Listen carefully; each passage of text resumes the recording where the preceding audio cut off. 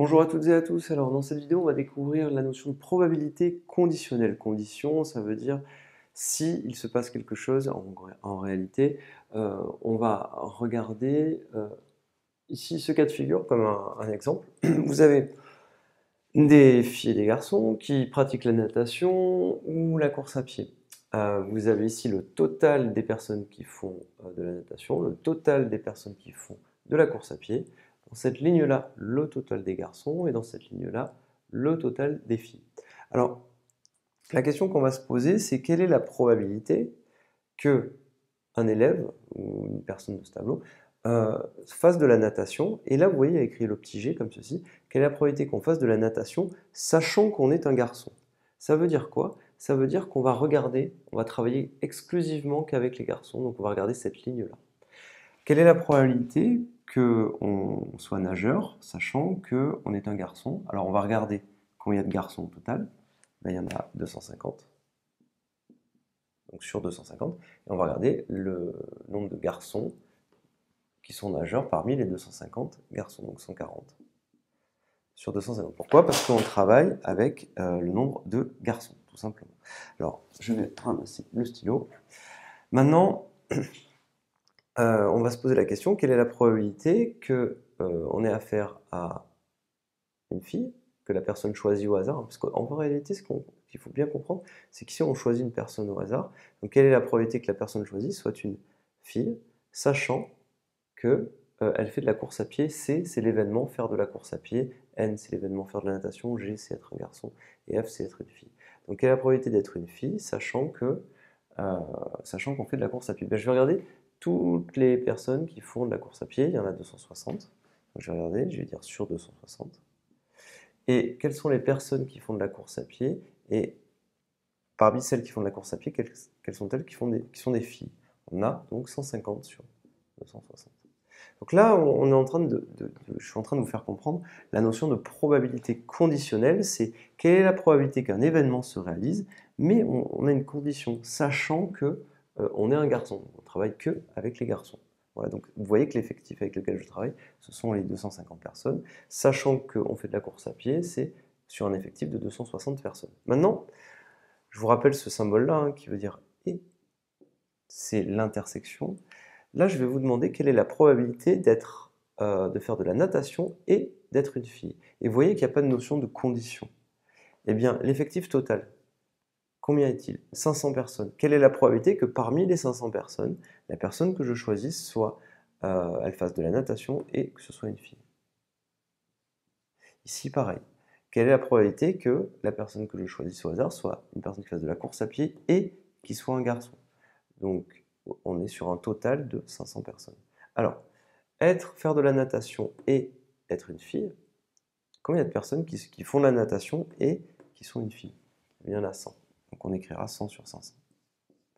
Et ici, quelle est la probabilité qu'une personne fasse de la course à pied et soit un garçon? Donc, on va regarder le nombre de personnes qui font course à pied et qui sont un garçon. Il y en a 110. Donc au total, 110 sur 500, et ici 100 sur 500. Donc rappelez-vous bien ici, ça c'est la probabilité de l'événement faire de la course à pied et être un garçon. Alors qu'ici, vous voyez qu'ici, on parle de probabilité conditionnelle, sachant qu'on est un garçon, sachant qu'on fait de la course à pied. Et vous voyez donc qu'au dénominateur, eh bien, on n'a pas exactement les mêmes effectifs, tout simplement. Alors, comment est-ce qu'on traduit tout ça en maths? Eh bien, on va travailler avec une expérience aléatoire, un univers associé et une loi de probabilité P. A et B sont deux événements tels que P de A soit différent de 0. Et on définit la probabilité de B sachant A. Donc ça, je vais vraiment vous le noter. Ça veut dire probabilité de l'événement B sachant A, ou souvent on dit sachant que A est réalisé.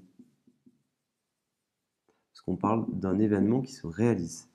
Alors, on parlera de la probabilité de B sachant A, eh bien c'est la probabilité de A inter B sur P de A. Ça, cette formule-là, il faut absolument l'apprendre par cœur. Moyen mnémotechnique, vous voyez qu'il y a le A qui est ici, eh bien vous le recopiez en bas. D'accord? Comme ça, vous le retrouvez. Rappelez-vous, A et B ou B et A, c'est pareil. Hein. probabilité de A inter B ou probabilité de B inter A, c'est la même chose. Donc faites bien attention à ça. Alors, on a deux petites formules qu'il faut vraiment connaître et qui découlent de celle-ci. P de A inter B sur P de A, c'est égal à P de B, sachant, j'ai recopié ce qu'il y a. J'en déduis donc que P de A inter B, c'est P de A fois P de B, sachant, tout simplement. Mais je peux, si j'ai envie, créer une nouvelle formule et tout simplement interchanger A et B. C'est-à-dire, regardez, si à la place de A j'écris B, à la place de B j'écris A, j'obtiens une nouvelle formule qui est P de B inter A sur, au lieu d'écrire P de A, je mets P de B. Et là, au lieu d'écrire P de B sachant A, j'écris P de A sachant B. J'obtiens une nouvelle formule qui me permet en réalité d'obtenir P de B inter A.